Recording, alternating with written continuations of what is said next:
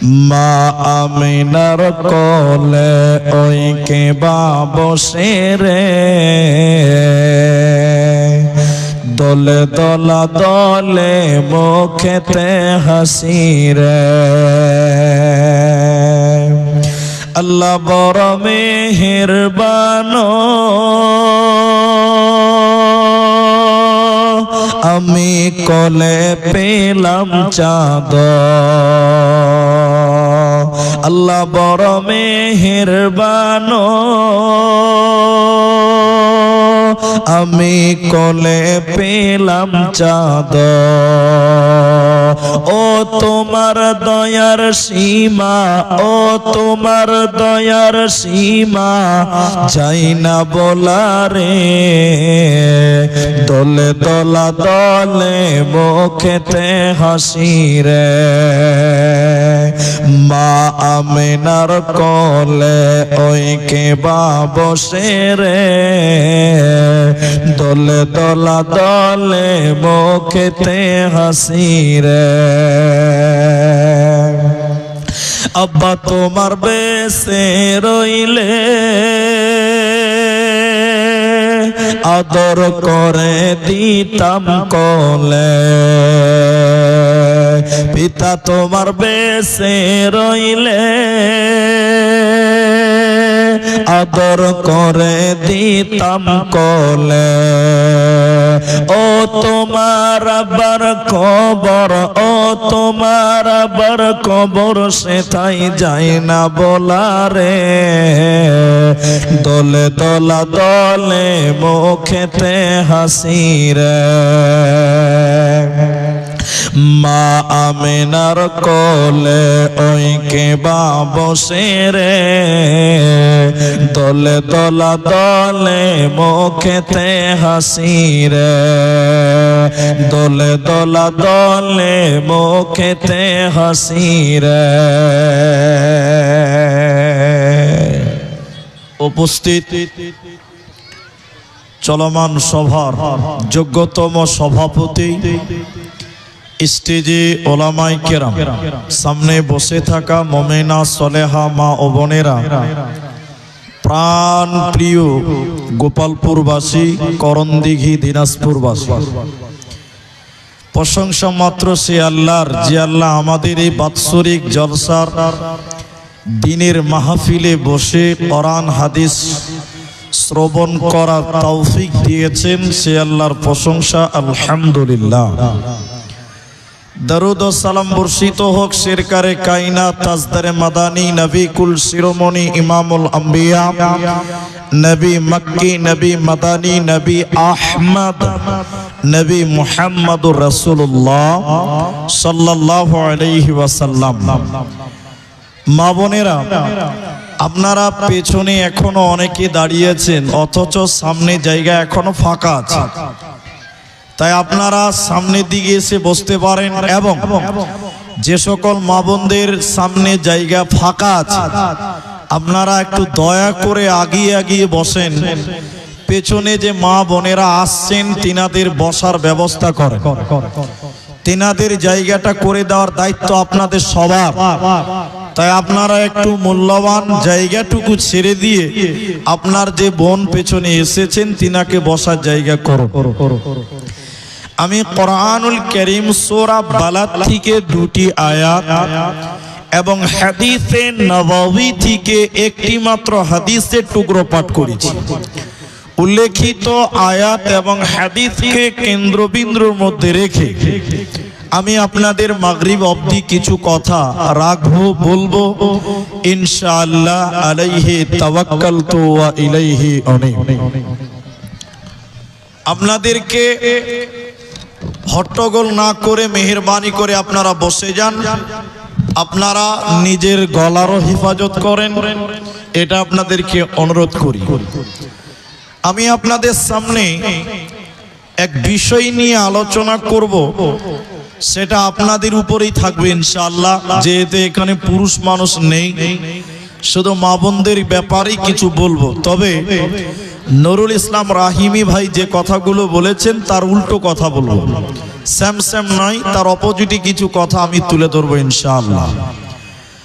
আজকের দিনেও মা বোনেরা ইসলামের জন্য অনেক অবদান রেখে আসছেন। যেমন ইসলামের জন্য, ইমানের জন্য, কোরআনের জন্য নবীর যুগের মেয়েরাও তারা বহুত অবদান ইসলামের জন্য রেখে তারা দুনিয়া ছেড়েছেন। ঠিক সেই মায়েদের মতন জীবন আপনাদেরও গড়তে হবে, সেই মেয়েদের মতন জিন্দেগি আপনাদেরকেও গড়তে হবে, যে মেয়েদেরকে বলা হয় রাদিয়াল্লাহু তাআলা আনহা। কেন যে আল্লাহ তিনাদের প্রতি রাজি ছিলেন।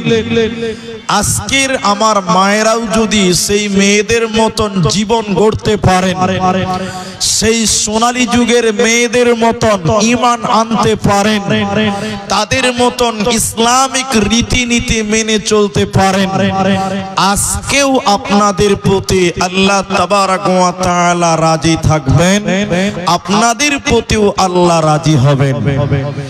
ইতিহাস যদি দেখেন, আল্লাহ তাবারাক ওয়া তাআলা কোরআনে বলছেন, ইন্নাল্লাযীনা আমানু, নিশ্চয়, ইন্না নিশ্চয়, লাযীনা যে বা যারা, আমানু মানে ঈমান এনেছে বা আনে, ওয়া আমিলুস সালিহাত এবং ভালো কাজ করে, আল্লাহ তাবারাক ওয়া তাআলা তাদের ব্যাপারে বলেন, কানাত লাহুম জান্নাতুল ফিরদাউসি নুজুলা, আল্লাহ তাদের জন্য জান্নাতের সুউচ্চ মাকাম, সবচেয়ে দামি জায়গা জান্নাতুল ফিরদাউস সেই সকল মানুষদেরকেই দিবেন যারা ঈমান আনেন এবং ভালো কাজ করেন।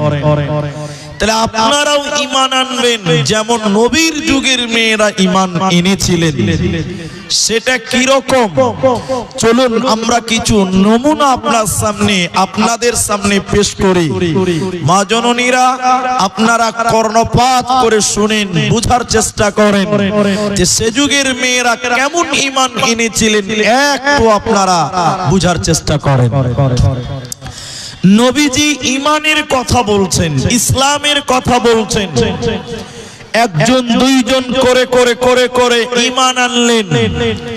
বেশ কিছুদিন পর ওই মক্কা নগরীতে দুইজন মানুষ একসঙ্গে আল্লাহর প্রতি ঈমান এনেছিলেন। এই দুইজনের ভিতরে একজন নারী আর একজন পুরুষ, একজন স্বামী আর একজন স্ত্রী, একজন চাকর আর একজন চাকরানী, তারা দুইজন ঈমান এনেছিলেন। সেই মেয়েটার নাম ছিলেন হযরতে বিবি সুমাইয়া রাদিয়াল্লাহু তাআলা আনহা, আর স্বামীর নাম ছিল হযরতে ইয়াসির রাদিয়াল্লাহু তাআলা আনহু।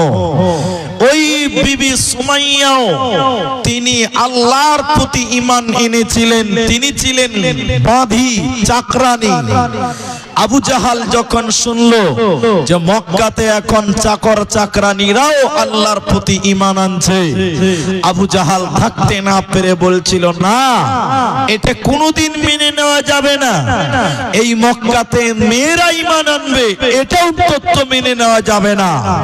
তাই আবু জাহাল একদিন এলান করেছিল, ওই এলাকার মানুষদেরকে বলেছিল, অমুক দিন অমুক টাইমে তোমরা অমুক ময়দানে জমা হয়ে যাও, কেউ যেন বাদ না যায়। সেখানে শত শত মানুষ জমা হয়েছিল।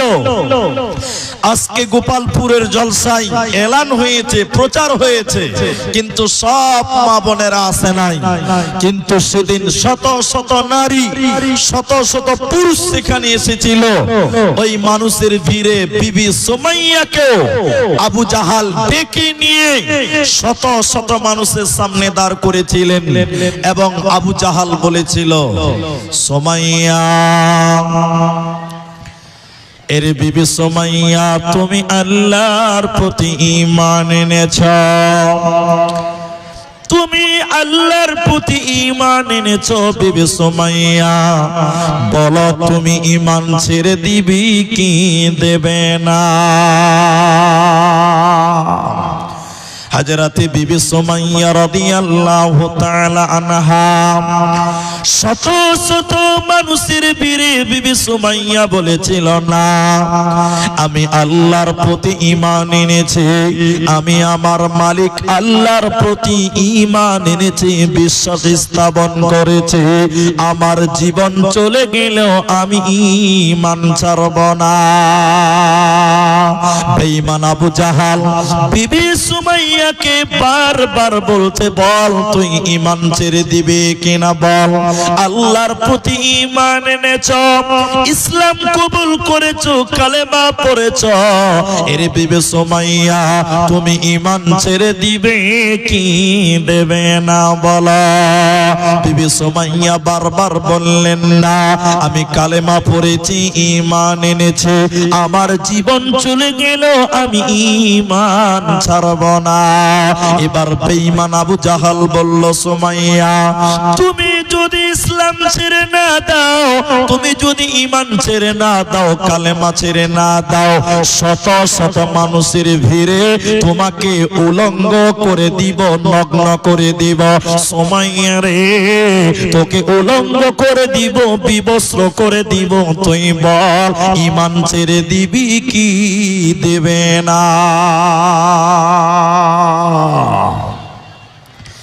হযরতে বিবি সুমাইয়া আবার মাথা নিচু করে কাঁদতে কাঁদতে তিনি বলেছিলেন, রে বেঈমান আবু জাহাল, আল্লাহর প্রতি ঈমান এনেছি, আমার জীবন চলে গেল আমি ঈমান ছাড়ব না। মায়েরা বোনেরা আমার, বিবি সুমাইয়া মহিলা কেমন ঈমান এনেছিলেন নবীর জামানায় কান করে শুনলেন। এবার বেঈমান আবু জাহাল সুমাইয়ার মাথা থেকে কাপড় খুলতেছিল। হযরতে বিবি সুমাইয়া যেন আল্লাহকে ডাকছেন আর চোখের পানি ফেলছে। বেঈমান আবু জাহাল মাথা থেকে বিবি সুমাইয়ার কাপড় খুলতে খুলতে খুলতে খুলতে সারা শরীরের কাপড় খুলে দিয়েছিল, উলঙ্গ করে দিয়েছিল, বিবস্ত্র করে দিয়েছিল। নগ্ন করে দেওয়ার পর শত শত মানুষের সামনে সুমাইয়াকে উলঙ্গ করে দেওয়ার পর বেঈমান আবু জাহাল বিবি সুমাইয়ার মাথায় মারে নাই, পিঠে মারে নাই, হাতে পায়ে মারে নাই। বিবি সুমাইয়ার লজ্জাস্থানের ভিতরে তলোয়ার ঢুকিয়ে দিয়ে গণধর্ষণ করে পৃথিবী থেকে বিদায় করে দিয়েছিল। হযরতে বিবি সুমাইয়া ইসলামের জন্য, কালেমার জন্য, ইসলামের জন্য নিজের জীবন বিলিয়ে দিয়েছে, কিন্তু সে ঈমান ছাড়ে না, ঈমান ছাড়েনি। তাই নবীর যুগের মেয়েরা তারা আল্লাহর প্রতি ঈমান এনে জীবন বিলিয়ে দিয়েছে, কিন্তু তারা কালেমা ছাড়ে না।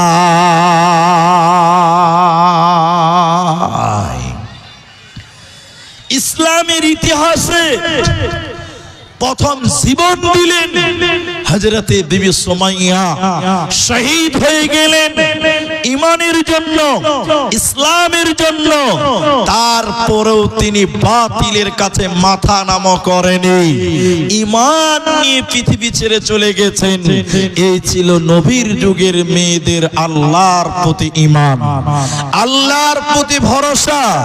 খায়রিহি ওয়া শাররিহি মিনাল্লাহি তাআলা, ভালো মন্দ সব কিছুর মালিক আল্লাহ, এটা বিশ্বাস করে আল্লাহকে রব বলে মেনে দুনিয়াতে চলার নাম হলো ঈমান।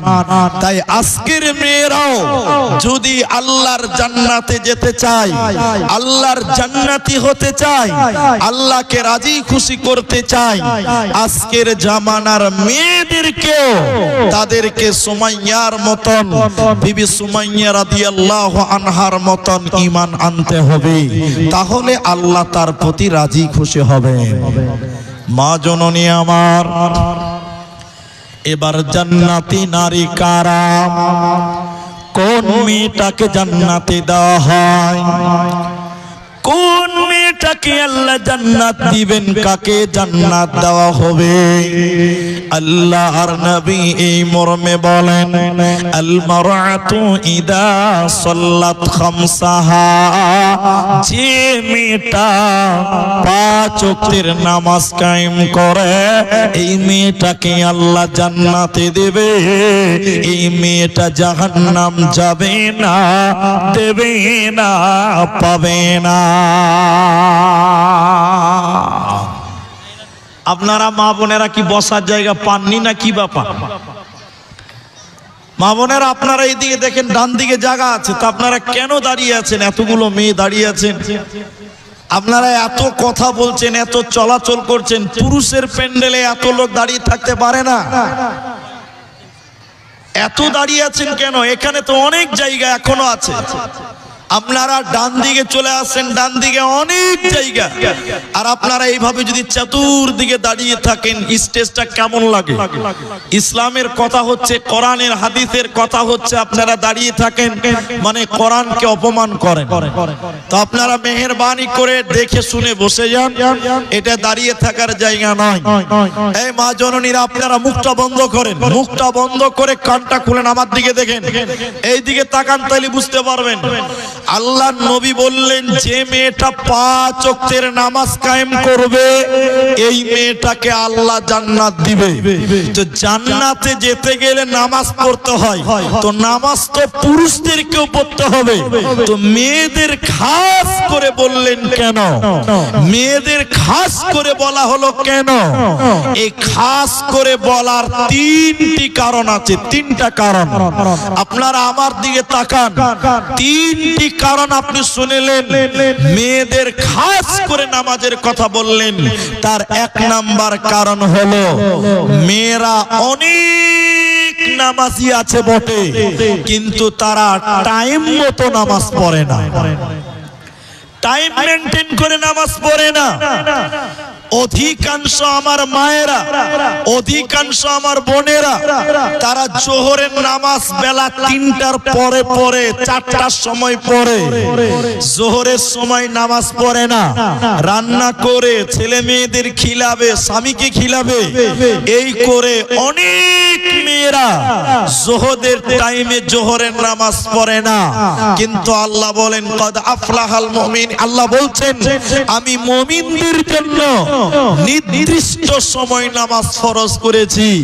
তাই যে মেয়েটা ঠিক টাইম মতন 5 ওয়াক্তের নামাজ কায়েম করে ওই মেয়েটাকে আল্লাহ জান্নাত দিবেন, ওই মেয়েটার কোনো চিন্তা থাকবে না।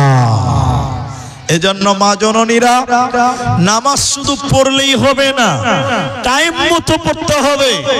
নামাজ শুধু পড়লেই হবে না, টাইম মতো পড়তে হবে। আচ্ছা, এখানে মেয়ে ভলেন্টিয়ারের দরকার ছিল, এই মেয়েরা এদিকে ঢুকতেও পারছে না, আর মা বোনেরা বসে গেছে। এখনো দেখেন এত জায়গায় যে ফাঁকা আছে, এইখানে ফাঁকা আছে, কত জায়গা ফাঁকা আছে। আল্লাহু আকবার। গেটে দাঁড়িয়ে থাকিয়েন না, এই সামনে দিয়ে চলে আসেন, এদিকে একটা রাস্তা করে দেন গো, এদিকে আসার ব্যবস্থা করে দেন, এদিকে একটা রাস্তা করে দেন, সামনের দিক দিয়ে চলে আসেন, এদিকে এখনো লোক আসবে ইনশাআল্লাহ। তাহলে 1 নাম্বার, মেয়েদের জান্নাতে যেতে গেলে টাইম মতন নামাজ পড়তে হবে।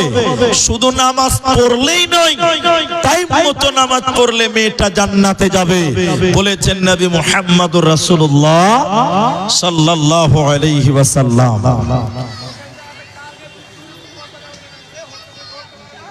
একটু সাইডে করে বসার জায়গা করে দেন আল্লাহর রাস্তায়। আল্লাহু আকবার।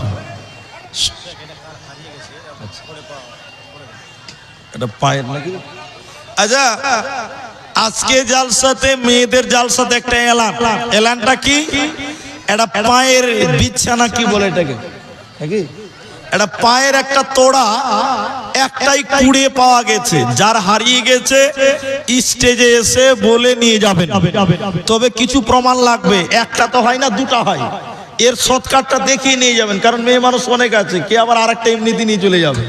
তখন গন্ডগোল হবে। তো একটা পায়ের তোড়া জমা আছে, যার তোড়া আরেকটা দেখিয়ে নিয়ে যাবেন, জোড়াটা নিয়ে যাবেন। 500 টাকা কেউ দিয়েছেন। তো মা বোনের আমার, 4টা গুণ থাকলে মেয়েটা জান্নাতি হয়। 1 নাম্বার 5 ওয়াক্তের নামাজ কায়েম করা। 2 নম্বর ওয়াসামাত শাহরাহা, যে মেয়েটা রমজান মাসের রোজা রাখে, যে মেয়ে রমজানের রোজা রাখে, ফরজ রোজা ছাড়ে না, ওই মেয়েটাকে আল্লাহ নবীজি বলছেন তাকে জান্নাতে দেবে, কোনো চিন্তা রবে না, রবে না। বাবন নবী বলেন যে মেয়েটা রমজান মাসের রোজা রাখে, সেই মেয়ে জান্নাতে যাবে। রোজা তো ছেলেদেরকেও রাখতে হয়, পুরুষদেরকেও রাখতে হয়। মেয়েদের খাস করে বলা হলো কেন, নারীদেরকে বিশেষ করে বলা হলো কেন? এটা লজ্জার কথা নয়, এটা জানতে হবে। প্রতিটা সাবালিকা মেয়েদের মাসে শরীর খারাপ হয়, প্রতিটা সাবালিকা বোনদের শরীর খারাপ হয়, পিরিয়ড চালু হয়ে যায়। যে মেয়েটা রমজান মাসে শরীর খারাপ হওয়ার কারণে রোজা করতে পারল না, এই মেয়েটার কিন্তু রোজা মাফ করা হয় নাই। যে মেয়েদের শরীর খারাপ হওয়ার কারণে রোজা রাখতে পারল না, নবী বলেন ওরে নারী কল, তোমাদের অন্য 11 মাসের ভিতরে তোমাদেরকে ওই বাকি রোজা গুলো পূরণ করতে হবে। কেন? যে রমজানের রোজা রাখে না, ওই মেয়েটাকে আল্লাহ জান্নাত দেবে না, পাবে না। একটা লম্বা হাদিস আপনাদের সামনে বলে শুনেলেন।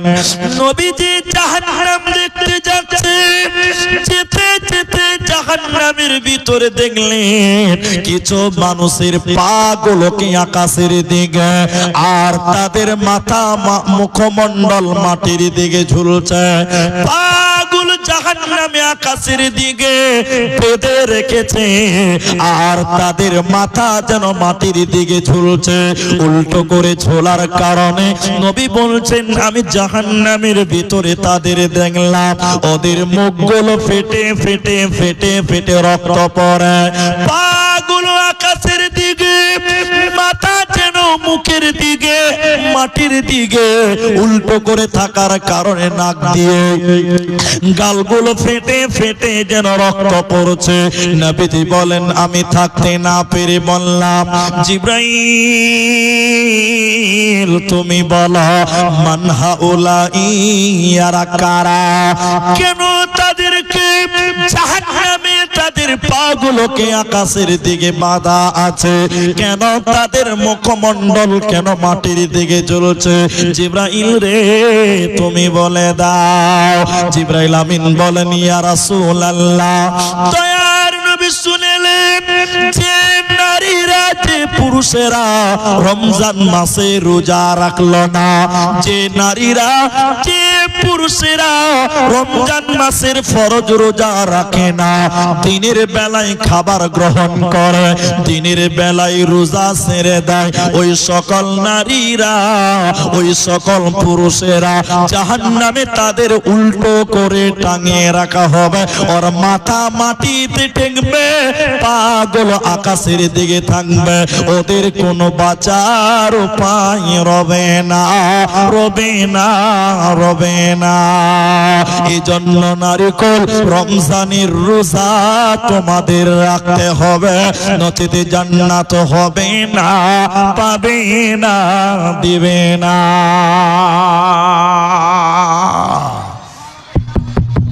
মা বোন আপনারা এইদিকে কর্ণপাত করে শুনেন। অনেক মেয়ে, আমি তো বক্তা মানুষ, আমাকে অনেক মেয়েরা ফোন করে মাসলা মাসাইল জানার জন্য। আমাদের নাম্বারের কারো প্রয়োজন হয় না, খুঁজতে হয় না, এমনিতেই পেয়ে যায়। গত দুদিন আগে আমাকে ফোন করে বলছেন, মুলি সাহেব এখন তো শাবান মাস চলছে, তো আমার বাকি রোজা থেকেই গেছে, মানে রমজানের রোজা শরীর খারাপ হওয়ার কারণে 30টা রাখতে পারিনি, এখনো 4টা রোজা বাকি আছে। এখন কি বাকি রোজা রাখবো না শাবান মাসে রোজা রাখবো? তো এই উত্তর যারা চায়, এই প্রশ্ন যে মেয়েদের রয়েছে, খুব ভালো করে শুনেন। এই শাবানের রোজা হলো নফল, এটা ফরজ নয়। আর রমজানের রোজা ফরজ। রমজানের রোজা যদি না রাখেন এর জন্য জাহান্নাম যেতে হবে, কিন্তু শাবানের রোজা না রাখলে জাহান্নাম যেতে হয় না, নেকি থেকে বঞ্চিত হয়। এই জন্য যে মেয়েদের রমজানের রোজা বাকি আছে তারা আগে রমজানের রোজা রাখবে, এরপরে সুযোগ থাকলে, সময় থাকলে তারা শাবানের রোজা রাখবে। তারা আগে বাকি রোজা পূর্ণ করতে হবে, কারণ ওইটা হলো ফরজ আর এইটা হলো নফল। এই জন্য মা জননীরা, তোমাদেরকেও রমজানের রোজা রাখতে হবে। আর মাত্র 18-17 দিন পরেই আমাদের সামনে মাহে রমজান আগমন করছেন। সেই রমজানের জন্য প্রতিটি নর, প্রতিটি নারী, প্রতিটি বয়স্ক যারাই পারবেন আর কি, তারা রোজার জন্য অপেক্ষা করবেন, বরকতের জন্য অপেক্ষা করেন। তাই আমার নবী বললেন, যে মেয়েরা 5 ওয়াক্তের নামাজ পড়ে ওই মেয়েদেরকে জান্নাত দেওয়া হয়। যে মেয়েরা রমজানের রোজা রাখে এই মেয়েদেরকেও জান্নাত দেওয়া হয়। 3 নাম্বার, আল্লাহর নবী বলেন, আহসানাতু ফরদাহা, আহসানাতু ফরদাহা। হে গোপালপুর করমদিঘির মায়েরা, খালারা, কান করে শোনেন, তুমি তোমার দেহটা ঢেকে তুমি হেফাজত করে রাখো, কারণ তোমার দেহটা তোমার স্বামীর জন্য হালাল, তোমার দেহটা তোমার স্বামীর জন্য বৈধ। সারা পৃথিবীর যত পুরুষ রয়েছে ওদের জন্য অবৈধ, হারাম। তাই তুমি নিজের হেফাজত করো, নিজের শরীরের হেফাজত করো। এটা স্বামীর সম্পদ, স্বামীর সম্পদের খিয়ানত করো না। ও মা জননীরা, আমাদের বাড়িতেও মেয়ে আছে, আমাদেরও স্ত্রী সন্তান আছে। শুনেন, আপনাকে আপনার স্বামী বিয়ে করেছে, রেজিস্ট্রি করেছে, মোহর দিয়েছে। যেমন বুঝার জন্য বলি, এই যে জায়গাটাতে বসে আছেন এটা একটা জায়গা, এই জায়গাটা যদি আমি কিনে নিই তাহলে এই জায়গাটা আমার নামে রেকর্ড থাকবে, আমার নামে দলিল রেজিস্ট্রি থাকবে। আপনার স্বামী আপনার দেহটাকে মোহর দিয়ে রেকর্ড করেছে, কিনে নিয়েছে, রেজিস্ট্রি করেছে। এই জায়গা আমার নামে রেকর্ড হলে আপনি চিল্লিয়ে মরে গেলে যেমন আপনি পাবেন না, আপনার অবৈধ হয়ে গেল। আপনার স্বামী আপনাকে মোহর দিয়ে বিয়ে করে হালাল করেছে, আপনার দেহটা শুধুমাত্র আপনার স্বামীর জন্য বৈধ।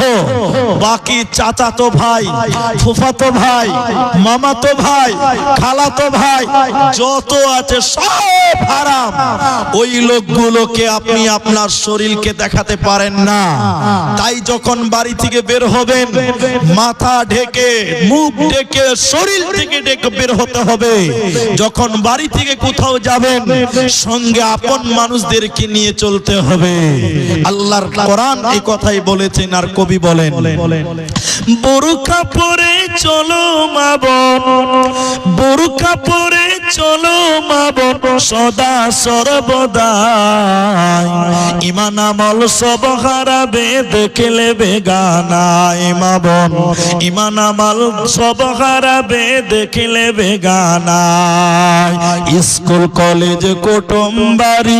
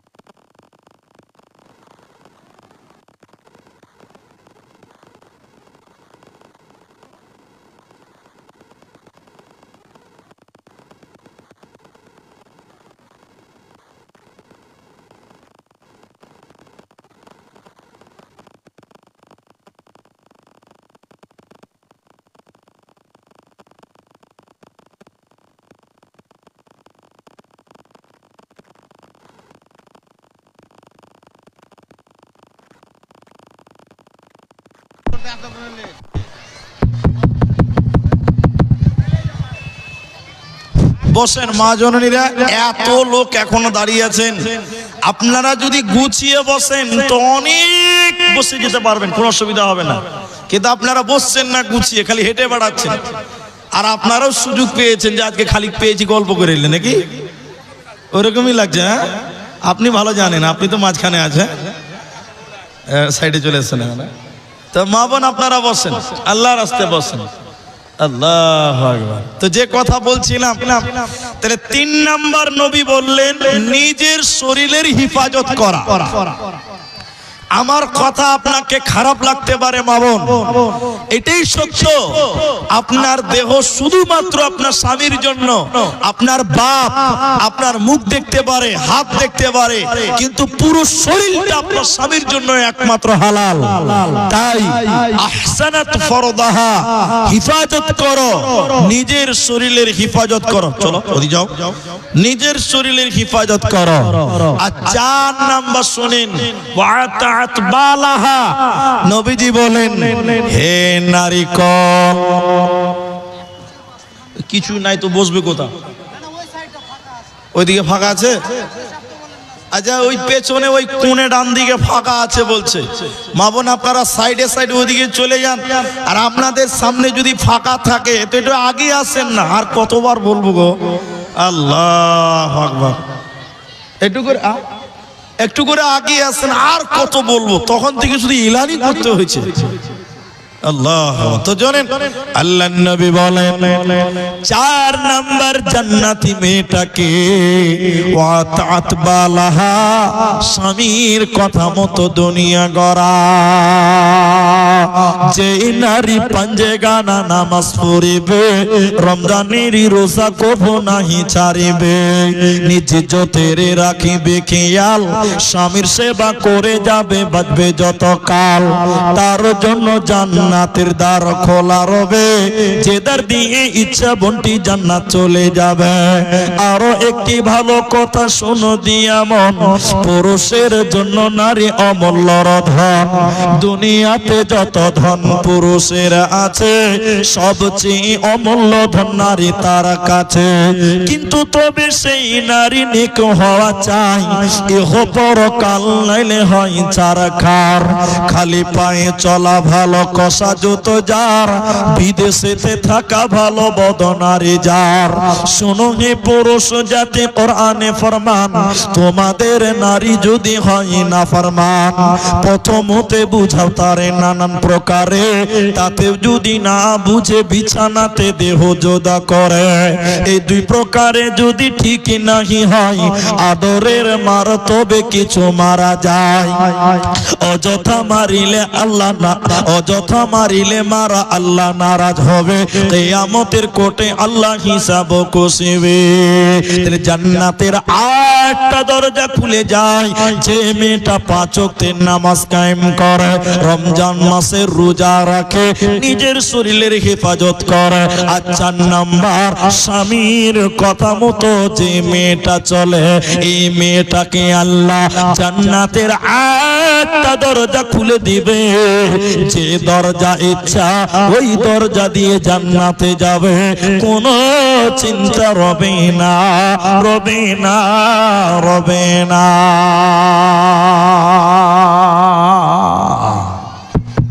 স্বামী যদি গরিব হয়, ন্যাংরা হয়, কানা হয়, তবু স্বামী যদি বদমাশ হয়, মাতাল হয়, তবুও স্বামীকে স্বামীর মর্যাদা দিয়ে আসতে হবে।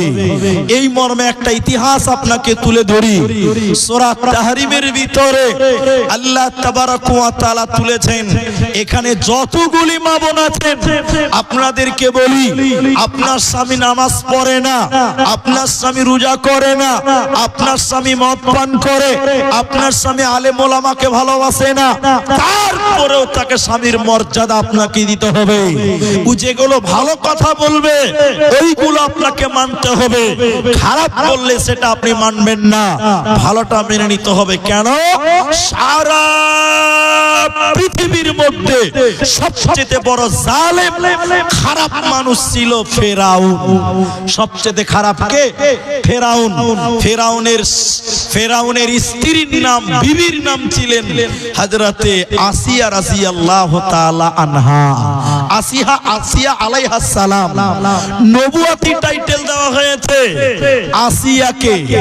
শুনেন ইতিহাস, শুনেন ইতিহাস আমার মা বোনেরা। ফেরাউন আসিয়াকে অকট্টভাবে অত্যাচার করেছিল। ফেরাউন তার বিবি আসিয়াকে হাতে পায়ে বেঁধে মারধর করেছিল একটাই কারণ। কারণ কি? ফেরাউন আসিয়াকে বলল, আসিয়া, এ বিবি আমার, আমি হলাম আল্লাহ, আনা রব্বুকুমুল আলা, আমি হলাম বড় আল্লাহ। হে স্ত্রী আসিয়া, তুই আমাকে আল্লাহ বলে মেনে নে। এখানে যতগুলো মা আছেন, বোন আছেন, শোনেন, আল্লাহ একক, আল্লাহ একজন, তিনি হলেন আল্লাহ, যিনি সপ্ত আসমানের উপরে আরশের উপরে রয়েছেন। পৃথিবীতে কেউ আল্লাহ হতে পারে না। আসিয়া বলেছিল ফেরাউনকে, স্বামী আমার, আপনাকে আমি স্বামী বলে মানি, কিন্তু আল্লাহ বলে মানব না। ফেরাউন বারবার আসিয়াকে বলে, আসিয়া তুই আমাকে আল্লাহ বলে মেনে নে। আসিয়া বলে, না, আমি আপনাকে স্বামী বলে সম্মান করে, স্বামী বলে আপনার খিদমত করে আপনাকে আল্লাহ মানি না। আসিয়ার বাবা মাকে ফেরাউন ডাকলো। আসিয়ার বাবা মা বাড়িতে এসে আসিয়াকে বলেছিল, ফেরাউনের বিবিকে বলেছিল, আসিয়া রে, বেটি রে, জামাইকে খোদা বলে মেনে নাও, আল্লাহ বলে মেনে নাও, দুনিয়াতে সুখের সংসার হবে। আসিয়া বলেছিলেন, না, আমি আল্লাহ মানব না। এবার আসিয়ার বাবা মা বলল, তার বাবা মা বলল, এরে বেটি শুনে নাও।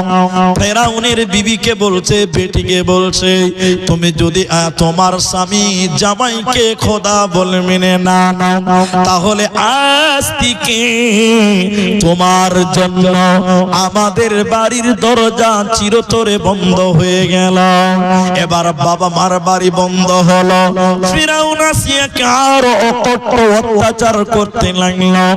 তাফসীরের ভিতরে মুহাদ্দিসিনগণ বলছে, ফেরাউন আসিয়ার হাতে পায়ে বেঁধে দিয়েছিল কাঁটার বিছানার উপরে, কাঁচের বিছানার উপরে শুইয়ে দিয়ে বলেছিল, বল আমাকে আল্লাহ বলে মেনে নে। আসিয়া বলেছিল, না, আপনাকে আমি স্বামী বলে মানি, আল্লাহ বলে মানব না।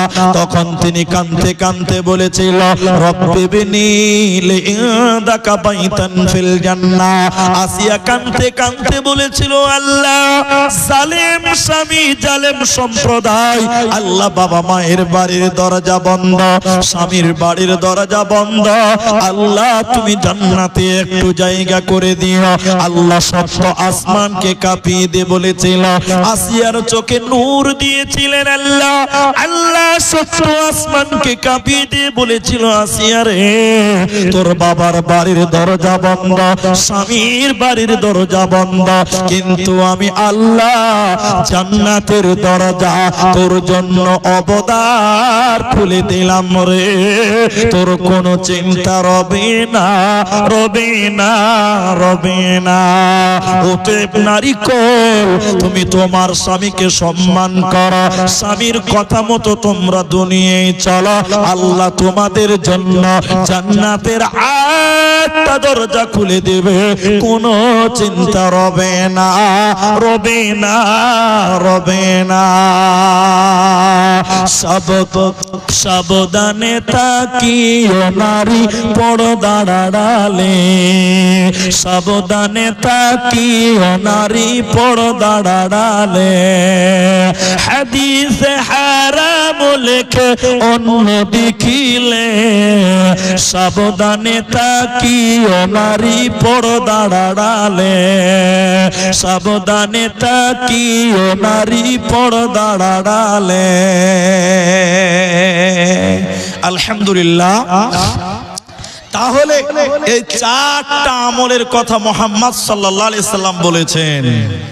এবার চলেন জাহান্নামী নারীদের কিছু বৈশিষ্ট্য আপনার সামনে বলি। শুধুমাত্র জাহান্নামী নারীদের দুটি মাত্র বৈশিষ্ট্য আপনাদের সামনে বলবো। যে মেয়েরা দুনিয়াতে চলে এরপরও মেয়েটা জাহান্নামী যাবে, সেই মেয়েটা কোনটা? এইদিকে দেখেন, হাদিসের ভিতরে বলেছেন আল্লাহর নবী, সালাসাতুন, তিন শ্রেণী মানুষ আল্লাহর নবী বলছেন হারামাল্লাহু, আল্লাহ তাদের জন্য হারাম করে দিয়েছে জান্নাত। তিনটা মানুষের জন্য আল্লাহ জান্নাত হারাম করেছেন। অন্য হাদিসে নবীজি বলছেন তিন শ্রেণী মানুষের দিকে আল্লাহ তাকাবে না কিয়ামতের দিন, পাক করবে না, পবিত্র করবেন না, বিনা হিসাবে তিনজন মানুষকে আল্লাহ জাহান্নাম দিবে। তিনজন মানুষকে, তিনজনের মধ্যে একজন হলো পুরুষের বেশধারী নারী। মায়েরা, এই গোপালপুর অঞ্চলের মেয়েরা শোনেন, পুরুষের বেশধারী নারী আল্লাহর নবী বলছেন আল্লাহ তার দিকে তাকাবে না, পাক করবে না, পবিত্র করবে না, বিনা হিসাবে আল্লাহ জাহান্নাম দিবে। যে মেয়েটা পুরুষদের মতন করে সাজে, যেমন আজকে এত সুন্দর বসে আছেন আমার মায়েরা, কিন্তু দুঃখ লাগে তখন যখন রাস্তায় চলি, অনেক মেয়েরা ছেলেদের জিন্সের প্যান্ট আজকে গ্রহণ করেছে। নাউজুবিল্লাহ, আস্তাগফিরুল্লাহ। অনেক বোনেরা ছেলেদের জিন্সের প্যান্ট পরে রাস্তায় বের হয়, বড় দুঃখ লাগে। ছেলেদের সাদৃশ্য গ্রহণ করে যে মেয়েটা, আল্লাহর নবী বলছেন ওই মেয়ে জান্নাতে যাবে না। বহুদিন আগেকার কথা বলি, কয়েকটা ছেলে আর কয়েকটা মেয়ে কাঞ্চনজঙ্ঘা ট্রেন ধরে দার্জিলিং এর দিকে কোথাও যাবে। আল্লাহর কসম মা বোন শোনেন, মেয়েরা জিন্সের প্যান্ট পরেছে, মেয়েরা আবার ছেলেদের গেঞ্জি গায়ে দিয়েছে, না আছে ওড়না, না আছে চাদর, সব বোঝা যাচ্ছে কোনটা বেটি ছেলে, কোনটা বেটা ছেলে, কোনটা নারী, কোনটা পুরুষ, বুঝাই বড় দায়। আজকের দুনিয়াতে চিনতে পারা যায় না। নবী বলেন যে মেয়েরা পুরুষের বেশ ধারণ করবে, ওই মেয়েদেরকে আল্লাহ বিনা হিসাবে জাহান্নাম দিব, আর কোনো জিজ্ঞাসাই নাই, এমনিতে জাহান্নাম যাবে। নাউযুবিল্লাহি মিন যালিক। শুনেন, আপনাকে শোনাই, কয়েকদিন আগে আমরা ফেসবুক দেখছিলাম, ফেসবুক আপনারাও দেখেন, আজকালকার মেয়েরাও দেখে। কয়েকদিন আগে একটা ফেসবুকে ভিডিও দেখছিলাম, বাংলাদেশের কথা। একটা মুরব্বী মানুষ, মুরব্বী মানে বুঝেন তো, বয়স হয়ে গেছে, দাড়ি চুল পেকে গেছে, ওই মুরব্বী মানুষ এইরকম রাস্তা পার হবে, রাস্তা পারাপার হবে। তো রাস্তাতে দুনিয়ার মোটরসাইকেল, সাইকেল, চার চাকা পার হতে পারছে না। তো মুরব্বী মানুষ যখন রাস্তাটা পার হচ্ছে, এমন সময় একটা মোটরসাইকেল চলে ওর পায়ের কাছে, একটু না হলেই মেরে দিত। তখন মুরব্বী মানুষটা ওই মোটরসাইকেল ওয়ালার পিঠটা এরকম লেড়ে দিয়ে বলছে, বাবা ভাই আস্তে চলো, আস্তে চলো, আস্তে চলো। মুরব্বী মানুষ তো পিঠটা লেড়ে বলছে যে ভাই আস্তে চল, আস্তে চল। মোটরসাইকেল থামিয়ে দিয়ে এরকম জামা গুটাইছে, বলছে কাকে ভাই বলছেন? বলছে কেন তোমাকে বলছি? বলে আমি ভাই। তখন তাকে দেখছে, নাউজুবিল্লাহ, আসলে ওটা ভাই নয়, ওটা হচ্ছে কারো ভাবি। পুরুষদের মতন প্যান্ট পরেছে, পুরুষদের মতন জামা পরেছে, আর এ তো মামুলি ব্যাপার। চুল কেটে বেটা ছেলে হতে গিয়ে খালু সেজে বসে আছে। চিনাই যায় না কোনটা বেটি কোনটা বেটা। আল্লাহ নবী বললেন তিন শ্রেণী মানুষ ওরা জান্নাতে যাবে না। লা ইয়ানজুরুল্লাহু ইয়াউমাল কিয়ামা, কিয়ামতের দিন তাকাবে না, পাক করবে না, পবিত্র করবে না, বিনা হিসাবে জাহান্নাম, রিজার্ভেশন চলে যেতে হবে, কোনো বাঁচার পথ থাকবে না। অতএব মা জননী আমার, পুরুষদের মতন জামা কাপড়, পুরুষদের মতন আচার আকৃতি আপনি গ্রহণ করতে পারবেন না। আল্লাহ আপনাকে মেয়ে বানিয়েছে, মেয়েদের মতনই আপনাকে থাকতে হবে। আল্লাহ তাই ওটাও হারাম করলেন। কেমন হবেন? কেমন করে দুনিয়া গড়বেন? নিজে আমল করবেন, যতটুকু পারবেন নিজে আমল করবেন। অনেক মেয়ে ভাবে আমার স্বামী বড় আলেম, আমার স্বামী বড় পরেজগার, আমার স্বামী বড় আল্লাহওয়ালা, আমার আব্বা বড় হাজী সাহেব, আমি হাজির বেটে, আমি মাওলানার বউ, আমি মাওলানার বিবি হয়েছে, আমাকে নামাজ রোজা করতে হবে না। এরকম ধারণা যে মেয়েটা করবে, বোন আমার তুমি ভুলের মধ্যে রয়েছ, তুমি পাপের মধ্যে রয়েছ, তুমি গুনার মধ্যে রয়েছ। তোমাকে বাপের আমল দিয়ে, স্বামীর আমল দিয়ে কিয়ামতের দিন বাঁচতে পারবে না, পারবে না, পারবে না। সারা পৃথিবীতে যত নবী রাসূল এসেছিল, ওই নবীগুলোর মধ্যে দুইজন নবীর বিবি ওরা আল্লাহর জাহান্নাম যাবে। এদিকে দেখেন, এদিকে নবীর বিবি জাহান্নাম যাবে। এটা আমার কথা নয়, কোরআনে আছে সূরা তাহরিমের ভিতরে দুইজন নবীর স্ত্রী জাহান্নাম যাবে, তারা জান্নাত যাবে না। নবীর সংসার করেছিল, নবীর স্ত্রী হয়েছিল, এরপরও জান্নাত যাবে না। ও খালা আমার, নবী দুটা কে? নবী দুটা কে? কোরআনে আল্লাহ বললেন উমরাতা নূহ, হযরতে নূহ আলাইহিস সালাম, ওনার স্ত্রী আল্লাহর জাহান্নাম যাবে, জান্নাতে যাবে না। দুই উমরাতা লূত, হযরতে লূত আলাইহিস সালাম, ওনার স্ত্রী জাহান্নাম যাবে, আল্লাহর জান্নাতে যাবে না। এটা কোরআনের ভিতরে আল্লাহ বলেছেন। তাই মা জননী আমার, নবীর স্ত্রী হয়ে যদি জান্নাতে না যায়, তাহলে আপনি মৌলবীর বহু হয়েছেন, আলেমের স্ত্রী হয়েছেন, আপনি কি করে জান্নাতে যাবেন? আপনিও জান্নাত যেতে পারবেন না। তাহলে আপনাকে জান্নাতে গেলে নিজেকে আমল করতে হবে, নামাজ পড়তে হবে, পর্দায় থাকতে হবে, স্বামীর কথা শুনতে হবে, তাহলে আপনি জান্নাত যাবেন, অন্যথায় যেতে পারবেন না। একটু লাস্ট কথা বলছি, আর বেশি টাইম নাই। মাদ্রাসার জালসা মাগরিবের আজান হয়ে গেলে শেষ হবে আপনাদের প্রোগ্রাম, আমাকে আবার জালসায় যেতে হবে, রাতেও জলসা আছে। শুধু এইটুকু কথা বলবো, নবীর বেটি ফাতেমা রাদিয়াল্লাহু তাআলা আনহা, নবীর বেটি ফাতিমা রাদিয়াল্লাহু তাআলা আনহা, হাজি মেয়েটা জানাতেনা মেয়ে নয়, জান্নাতি নারীদের সরদারিনী হবে। এত দামি মেয়ে, কি বলছেন? এই নবীজি বললেন, ফাতেমা রে, আমি তোমার বাবা বেঁচে আছি বেটি আমার, তোমার কোনো কিছুর দরকার হলে আমাকে বলো, তোমার কিছু প্রয়োজন হলে তুমি আমাকে বলো বেটি, আমি তোমাকে দিব, আমি তোমার বাপ বেঁচে আছি। কিন্তু বেটি রে, কিয়ামতের দিন তুমি যদি আমি নবীকে আব্বা আব্বা বলে যদি কেঁদে মারা যাও, আমি তোমার আব্বা কিয়ামতের দিন কোনো উপকার করতে পারবো না, পারবো না, পারবো না। তাহলে নবী বলছেন বেটি রে, দুনিয়াতে আমল করো, আমল ছাড়া কিয়ামতের দিন আমি নবীও তোমার কোনো কাজে আসব না। অতএব নিজেকে আমল করে না। আমলটা কি? এদিকে দেখেন, আমলটা কি? তিনটি আমলের কথা মেয়েদেরকে বলো। তিনটা আমল।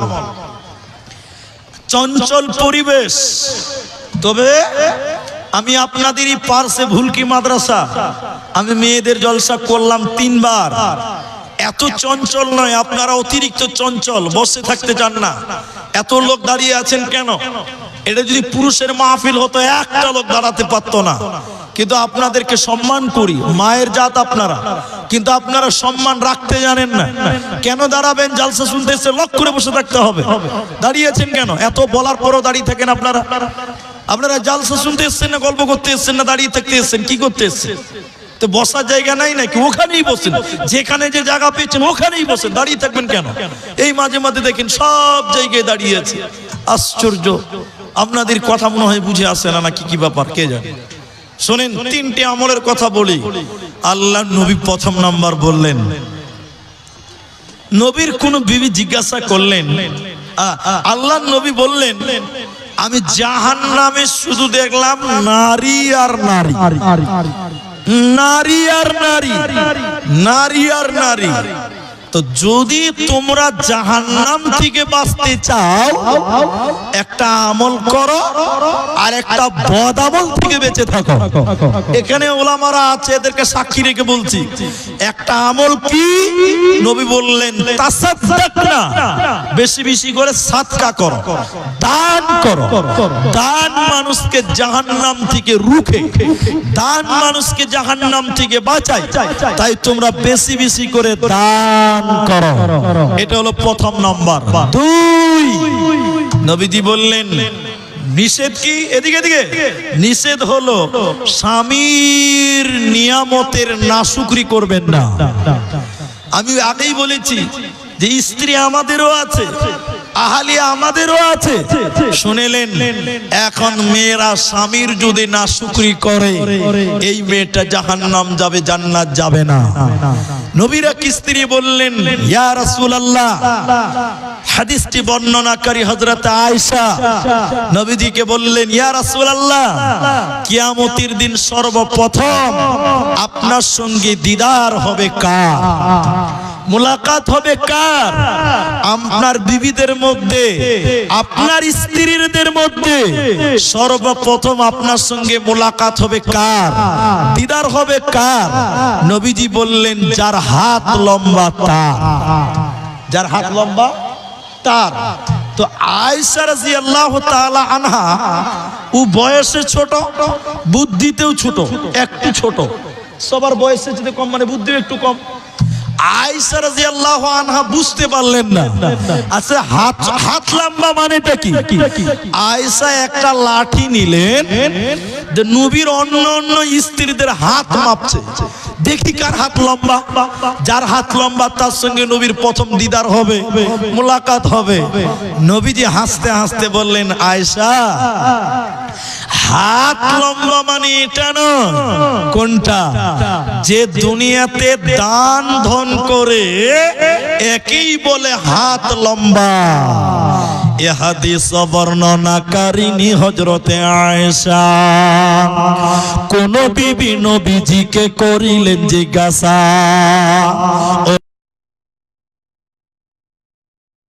নবী বলেন দুনিয়াতে হাত লম্বা যার। মা আয়েশা বলেন, এ কথা যখন শুনিলাম কানেতে, কাটো খণ্ড লই হাতে লাগিলাম মাপিতে। দেখিতে পাইলাম বিবি সাউদার হাতে লম্বা ওয়ালি, আমারও তো মুখে তবে পড়ে গেল কালি। হাত লম্বার অর্থ পরে পারিলাম জানিতে, দান ধন করে যারা এই দুনিয়াতে। এ গ্রামের মানুষ শুনুন হাদিসটি বুখারীর। জৈনব আনন্দ আর আয়েশার মুখ ভারী। তাহলে 1 নাম্বার আমল দান করবেন। 1 নাম্বার নিষেধ, স্বামীর নিয়ামতের নাশুকরি করবেন না। এটা কথা মাঝখানে বলি, বলার দরকার নাই তাও বলি। আমাদের স্ত্রীরা, আপনারা মায়েরা যারা আছেন, আপনার স্বামী আজকে 20 বছর হয়েছে বিয়ে হওয়া, আপনাদের 20 বছর বিয়ে করেছেন, আপনার স্বামীর সঙ্গে বিয়ে হয়েছে। 19 বছর ঈদের দিন আপনাকে নতুন নতুন কাপড় দেয়। এই বছর ঈদের দিন একটু কম দামি কাপড় দিয়ে দিয়েছে আপনার স্বামী আপনাকে, তখন আপনি কি বলেন? যে তোমার কাছে এসে কোনোদিন একটা ভালো কাপড় পেলাম না, নাশুকরি করলে। একে কি বলে? নাশুকরি করে। আপনি 19টা কাপড় পচিয়ে দিয়েছেন, ওদিকে আপনার খেয়াল নাই, একটা দিতে পারেনি একবার, তাতে আপনি নাশুকরি করলেন। নবী বলেন, নাশুকরি স্বামীর যে মেয়েটা করে, ওই মেয়েটাকে আল্লাহ জান্নাত দিবে না। নাশুকরি করার কারণে বেশি বেশি মেয়েরা জাহান্নাম। এখন যে কথাটা বলবে মেয়েরা শুনেন, যে মেয়েরা মাথার চুল বাঁধে, কিভাবে বাঁধে? কিভাবে? উটের কুঁচির মতন উঁচু করে মাথার মাঝখানে ঝুঁটি বাঁধে, উঁচু করে মাথার উপরে যে মেয়েরা চুল বাঁধে, আল্লাহ নবী বলছেন সেই মেয়েরা জান্নাত তো দূরের কথা, জান্নাতের ঘ্রাণও পাবে না। তাহলে চুল বাঁধবেন কোথায়? পেছনে চুল বাঁধতে হবে, পেছন দিকে। মাথার উপরে চুল বাঁধতে হবে না, মাথার পেছন সাইডে খোপা বাঁধবেন, চুল বাঁধবেন, ঝুঁটি বাঁধবেন। আপনার চুলের বাহার যেন কোনো পুরুষ বুঝতে না পারে। যদি চুল মাথার উপরে বাঁধেন, নবী বলছেন জান্নাত তো দূরের কথা, জান্নাতের ঘ্রাণও পাবে না, জান্নাতের ঘ্রাণও আপনি পাবেন না। শেষের কথায় আপনাদেরকে বলে, এই যে মাদ্রাসার জালসা, আলহামদুলিল্লাহ 13টা এই মাদ্রাসার ছাত্র, আজকে তাদের মাথাতে পাগড়ি বানা হবে। ছেলেগুলো এখানে আছে না? এদিকে এসো, এদিকে এসো বাবু, সামনে এসো। ও মা জননীরা, সবচেয়ে আনন্দের দিন, খুশির দিন। জাগির মাদ্রাসা নাকি? জাগির তো হোস্টেল হয়েছে। আপনাদের দান, আপনাদের যে 100, 200, 500 টাকা দিয়েছেন আপনারা, দেখেন সেই টাকাগুলো কোথায় খরচ হয়েছে। এই ছেলেগুলো হাফেজে কোরআন, এই ছেলেগুলো আজকে পাগড়ি পাবে, এই ছেলেদের হাতে লাঠি দেওয়া হবে, এই ছেলেদের হাতে আজকে পাগড়ি মাথায় দেওয়া হবে। আপনারা গোপালপুরবাসী, করণদিঘিবাসী, আপনাদের কতই না কপাল ভালো। আপনাদের দান, আপনাদের টাকা বিফলে যায়নি, আপনাদের টাকা কাজে লেগেছে। দেখেন 13টা ছাত্র কত সুন্দর সাদা পাঞ্জাবি পায়জামা জুব্বা পরে আছে, দেখে মনটা শীতল হয়ে যায়। এদের ভিতরে পুরো গোটা গোটা কোরআন এদের সিনাতে আছে।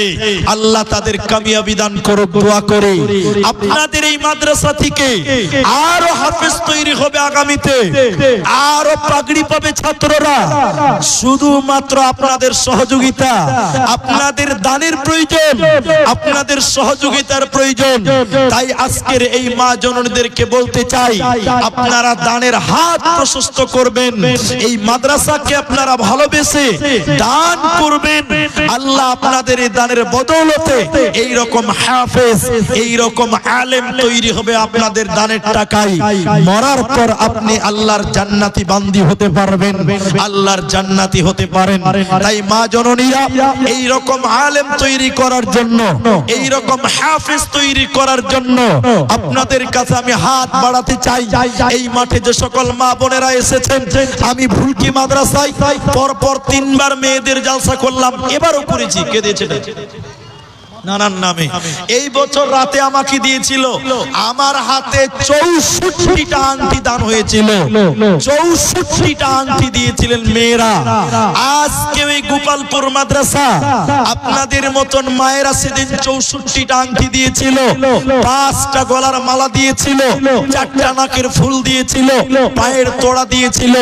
আজকেও আমি মায়েদেরকে বলতে চাই, এই মাঠে কোনো মা যদি থাকেন, এই মাদ্রাসার